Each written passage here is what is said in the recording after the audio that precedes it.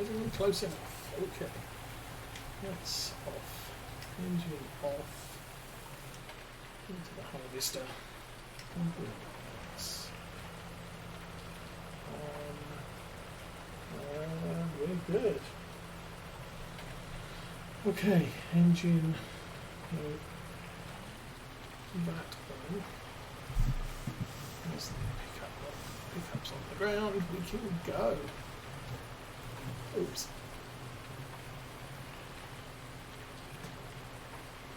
Alright, so 7:35 in the morning.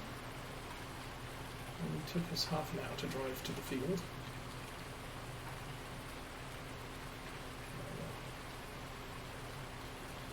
That is one thing. Well, we're not really risking it. Part of the problem with doing a potato harvest is on regular game mode without seasons running, your potato harvester will get damaged very quickly, such that you may need to maintain it once or twice before the contract's over. With seasons, there is a much slower decay rate on the farm equipment, and so you can get the harvest done without having to maintain the equipment. It's one of the reasons why I prefer playing with seasons, because I don't like paying maintenance on somebody else's tractor. Now, if I'm doing a contract with my own equipment, that's not really an issue. But none of this is mine, and I really don't want to have to pay $2,000, $5,000 pounds to fix this if its maintenance got too low.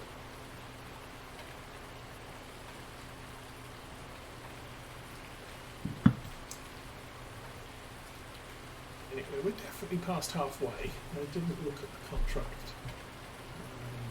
Let's put that on cruise control, and so yeah, 56% done. So we'll be finished before the end of the night. That's good. Before the end of the day. I'd like to finish during daylight hours.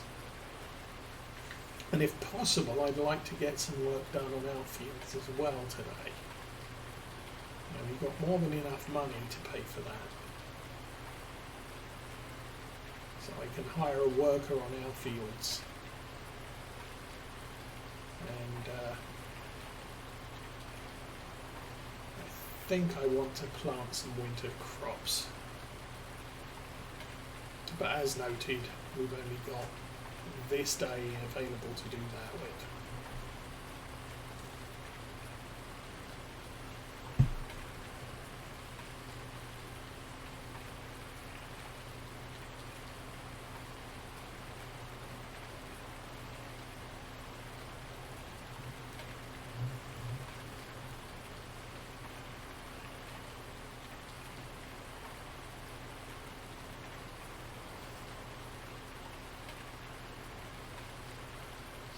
Unfortunately, this is going to be a lot of darkness and rain for a while. I am running on ×5 speed, so the dawn will happen fairly quickly when it comes around.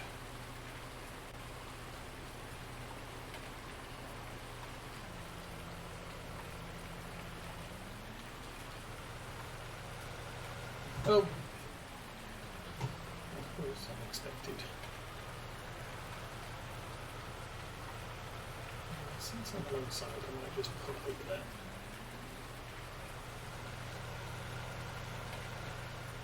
Saves jumping over to the truck and back again.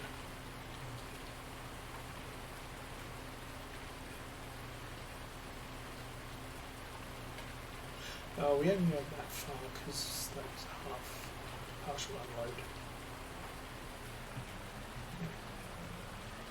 There we go.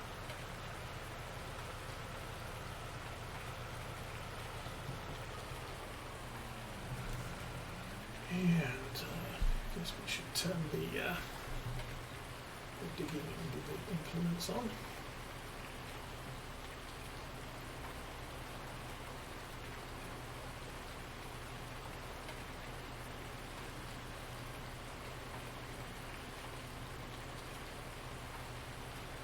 So normally we'd have the kids over this weekend, but because it's Halloween, they're all going out, or their mum's planning to take them out to trick or treat, so they're not coming over this weekend, they'll be coming over the following weekend. So we'll have a quiet Oakfield Farm stream.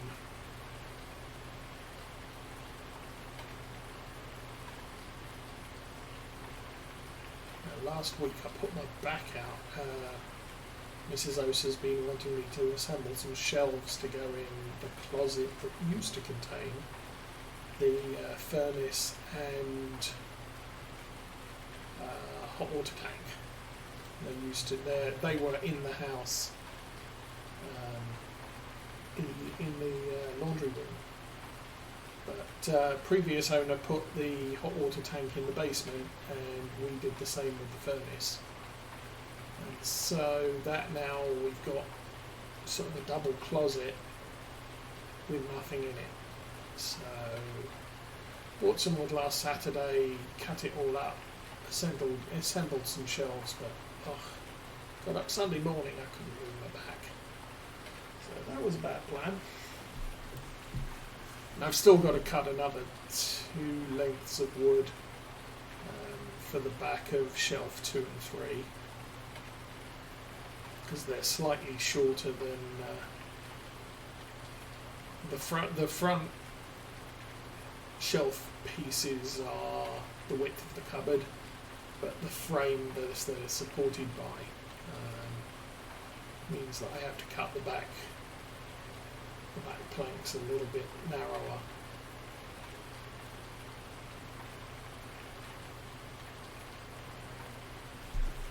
Which means this weekend I'm going to have to do some more sawing. Oh, it's a pro. I've got a miter saw, so a power saw, so I can cut that fairly easily. It's just a bit of a strain on my back walking up and down stairs all the time.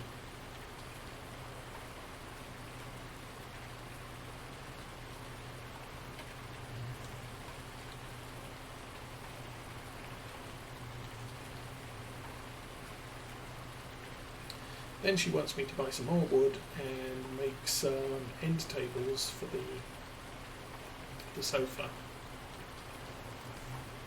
I have some ideas on that.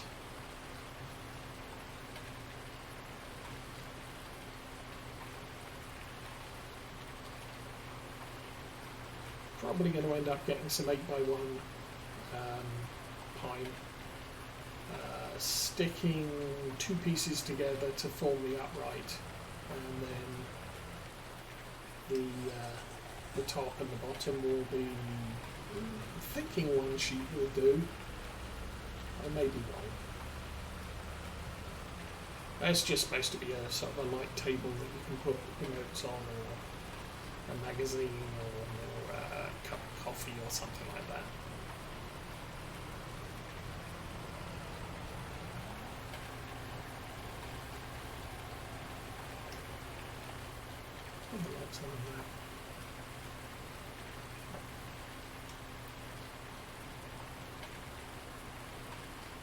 But yeah, getting into all the woodworking stuff again, and that's in part because we didn't have any power outlets in the basement, unless you count the ones in the ceiling, or the one in the ceiling.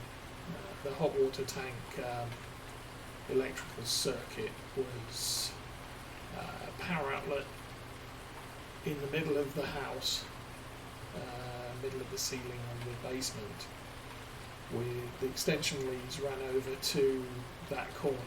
So when we had the furnace moved down, we installed some power all along the exterior wall, so I can now plug in my power tools and we can run things. Still want to get a freezer for down there, but apparently rumour has it there's not going to be any upright freezers until March next year.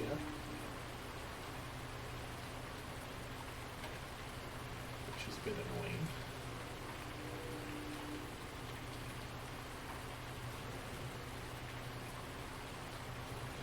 now we have power outlets down there and power outlets out on the patio. I can run my power tools. So all of the stuff I've wanted to do over the summer is now kind of lining up to get done now.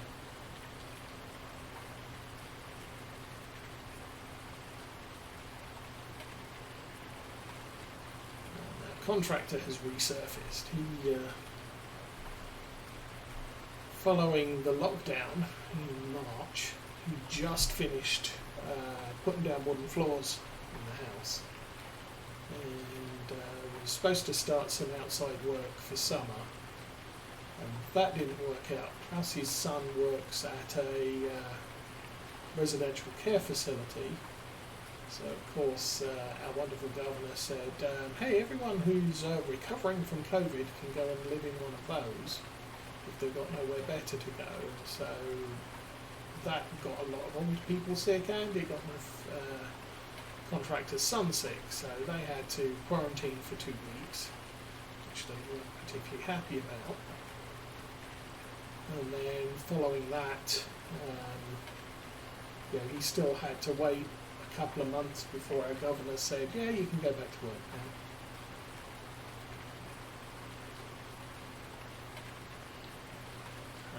They turned up at church a couple of weeks back, so we had a chat, and he's still got work on that he's catching up on now because of the governor's shutdown and everything else.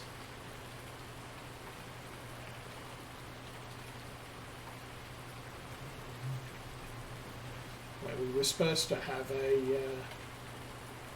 glass door fitted between our living room and what's our office space, especially since we've now got a teenager in the house who wants to be able to watch TV and stuff like that, and can't do that I can't stream if she's doing that, because there's no way to block out the noise from the living room.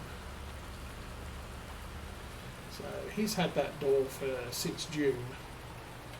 So he said, I haven't forgotten you. I said, well, I figure you hadn't. And if you wanted to, if you want to recoup the money that you've already paid out for that door, I presume you were going to get to us sooner or later.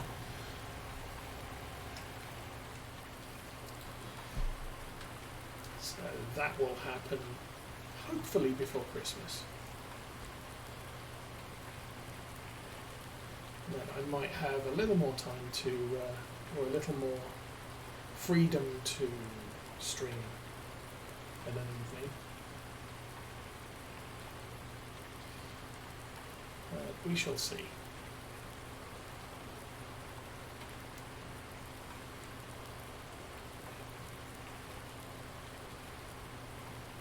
Kind of running out of streaming ideas at the moment. I play a little bit of World of Warships. Sort of, I've got an hour to spare, I could play a couple of games of World of Warships, but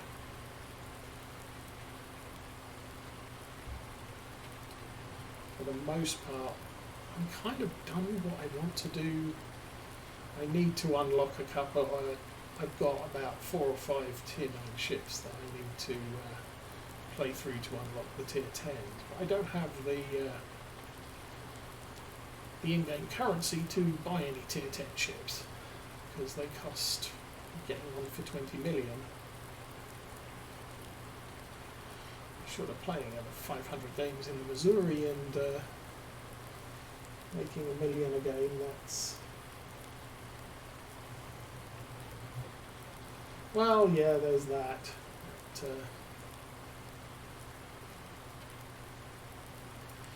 But, she still blames the president for all of the state woes. Because we just had Michigan Supreme Court ruled against her when it came to,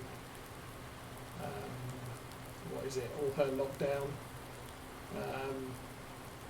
The way the Michigan laws were written, she could declare an emergency for 30 days, but she then had to go to the the legislature and say, I'd like to extend that, please. Well, she did that once. And the legislature sort of looked at what she'd done, and what she'd done was basically, it's a case of emergency, we need to, increase our purchasing of protective equipment for hospitals and the like. And the legislature were all sort of fine with that. So she went to them and said, hey, can I have another 30 days? Well, actually, she went to them and said, hey, can I have 90 days? And they said, well, you can have 30. She said, okay, fair enough. And then literally 3 or 4 days later, she said, right, now I'm going to lock down the entire state. Everybody has to stay at home unless they're going out to buy food. And the legislature's like, you're doing what? And so 30 days later, when her extension expired and she had to go back to the legislature and say, hey, can I have another extension? The legislature said, heck no. Not if you're going to pull that crap again. So she said, fine. Emergency's over. New emergency. There. Now I've got another 30 days to do my stuff. And our Supreme Court basically said, that's not right. You have to go back to the legislature and request an extension. You didn't, so everything you've said after the 1st of April has no standing. And then our Supreme Court then said, and besides, the law's actually against the state constitution. Because our constitution is such that you can't, the legislature can't give the governor permission to legislate. And that's effectively what the law did.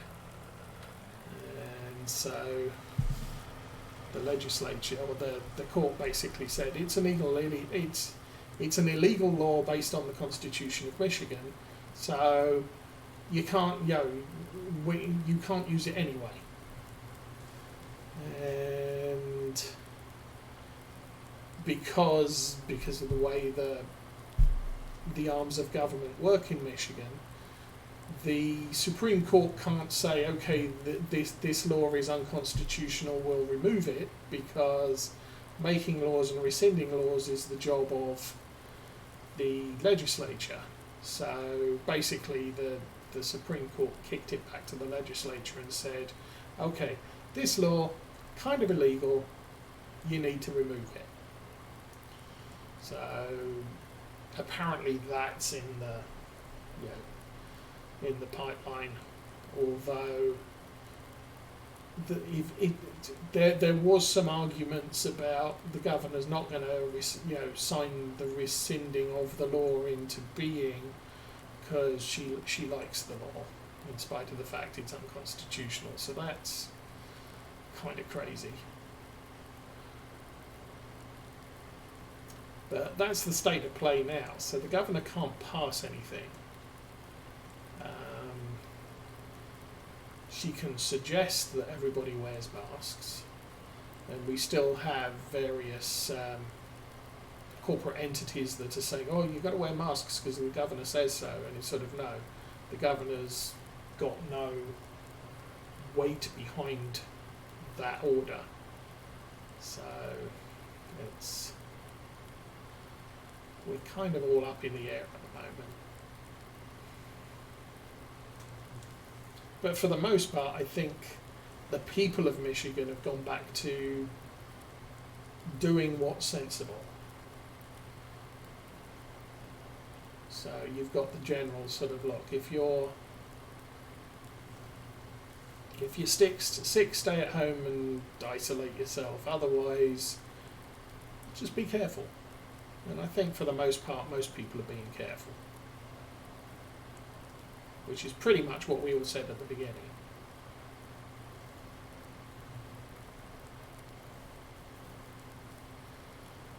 But our governor basically said, well, I was working well with the legislature, and then Trump opened his big mouth and they stopped working with me. And sort of, no, you passed some completely unreasonable directives, and the legislature said, oh, hang on a minute, hell no. we don't support that, and so she's blaming the president for her own, dictatorial mindset. It's all his fault that nobody wants to do what I tell them to do. So no, it's all your fault that people don't want to do what you want them to. Especially not when she's not. I don't think we've seen her say, "Hey, you can't go to a hairdressing salon," and then she goes out to a hairdressing salon. However, we have seen you can't go to your vacation house and sail on your boat over the spring. And her husband got caught asking for their boat to be launched so that they could go out on the lake. I was sort of, hang on a minute. The state's closed down. What are you doing?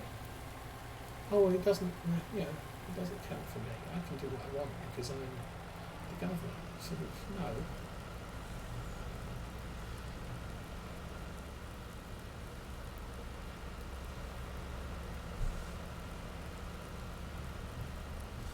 Might work in third world dictatorships. That's not supposed to be how it is in democracies. Although, we have a certain senator from California doing that, and a certain mayor in Illinois doing that, and saying, "Yeah, it's fine. I can do this," and you peasants need to stay at home and stuff. So.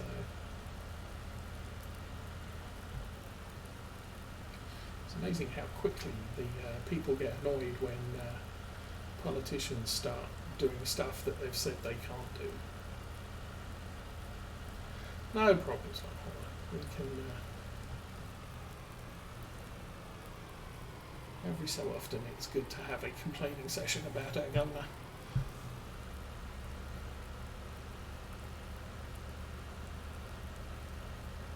Sadly, she's only in the first year of her term, so there's 3 years before we can vote her out.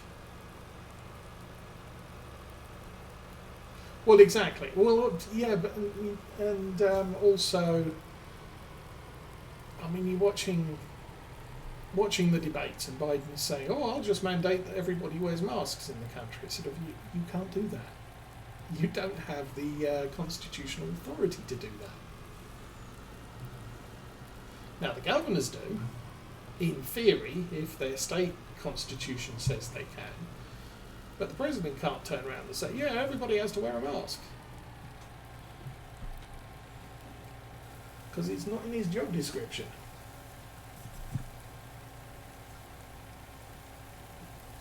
And there's all this sort of, "Oh, well, Trump needs to order people to wear masks." Sort of, he can't.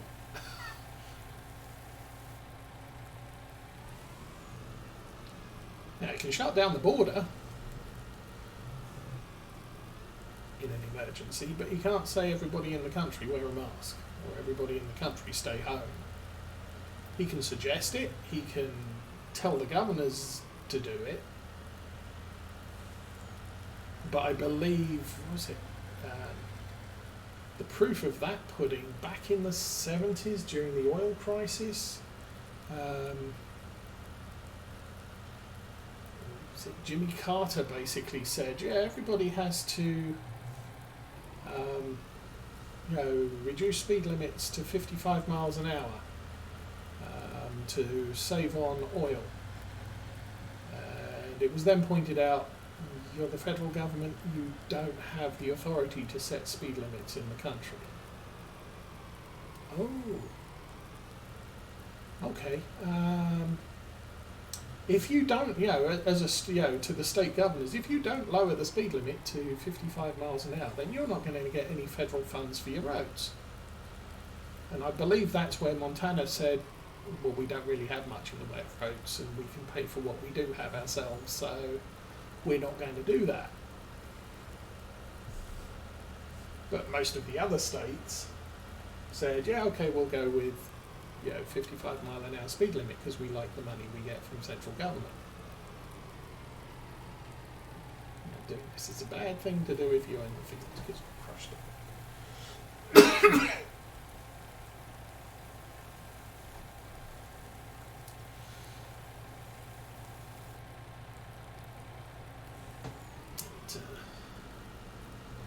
yeah, so there's a clear delineation between what the feds can do and what the states can do. And in some cases, there's a clear. What am I doing? Lower that, turn the engine on, turn the gear shift, and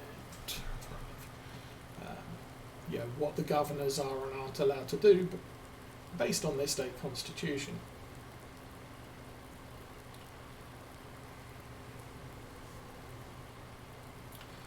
And I think our governors basically burnt her bridges when it comes to, if she's ordered to, it would be a really good idea if everybody wore masks. It's sort of, unfortunately I can't tell everybody to do that anymore because my constitution doesn't allow me to. It's quite interesting how it all works.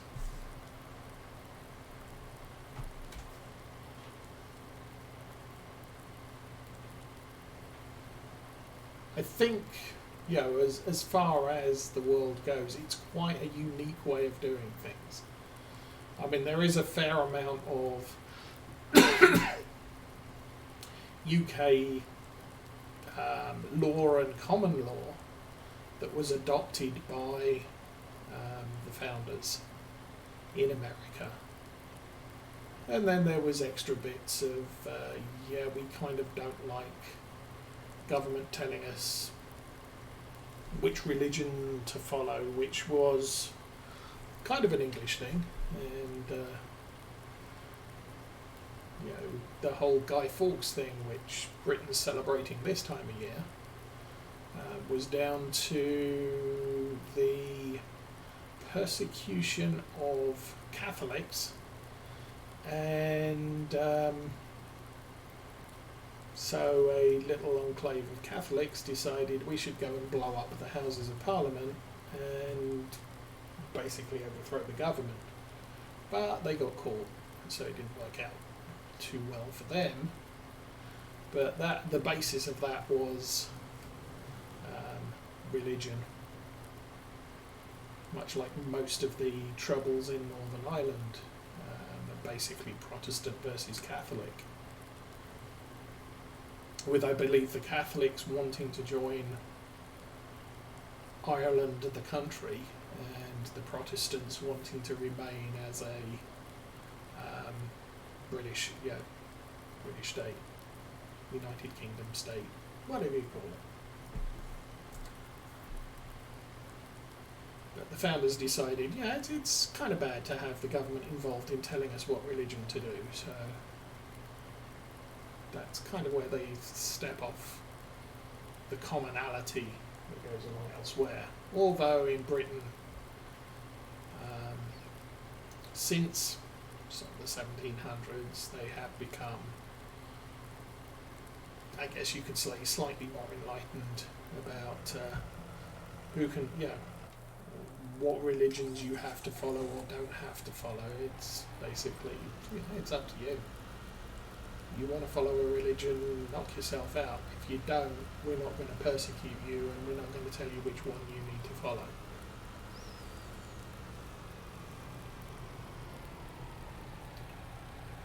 But Britain does not have a freedom of speech clause.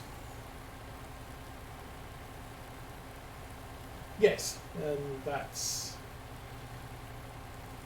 When you think about it, I mean, it's government by the people for the people. Even in the UK, while the monarch is the titular head of the country, the monarch signs into, kind of like the president, the monarch signs in the laws, and the laws are passed on behalf of the monarch. And if you're tried for murder, it's the crown versus you type of deal. But the monarch has no real power and basically cedes all of her authority to Parliament. So she's effectively a rubber stamp on what Parliament wants to get done. And there are, there are movements in Parliament, certain politicians there who would love to get rid of the monarch because they want to be a pure republic rather than a sort of constitutional monarchy, I think is what it's technically termed as today. But there are the other people in Parliament who basically say the monarchy is a tourist attraction. There are also ambassadors who go around the world and visit people, leaders of state. Although the Queen not so much these days because she's 94. But they are they're kind of respected around the world. I know Ronald Reagan had a wonderful time with the Queen, and she with him. But it wasn't sort of official meeting of minds, thrashing out trade agreements or whatever. It was just a head of state visiting another head of state. So she's a ceremonial head of state visit, and she'll still visit the old, or what they are now, the Commonwealth countries, and hobnob with the leaders there if they'll have her, and it's just friendship, cordiality, or cordial friendship. But the government does all of the main stuff.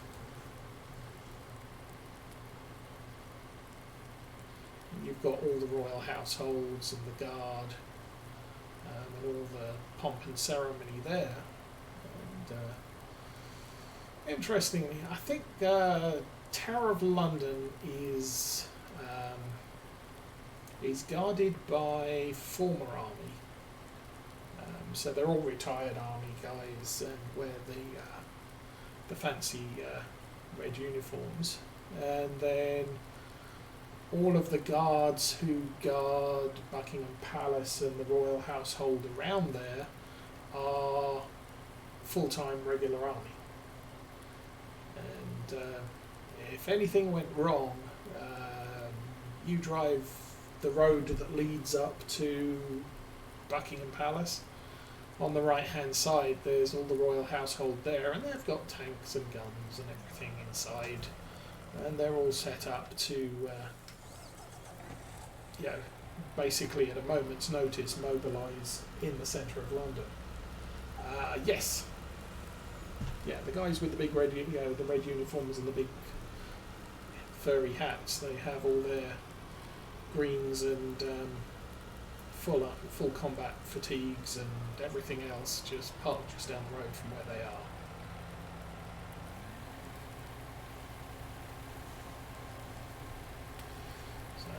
If you're thinking of invading London, I'd recommend not, because it's the garrison in London is probably closer than any other garrison in the world for the most part.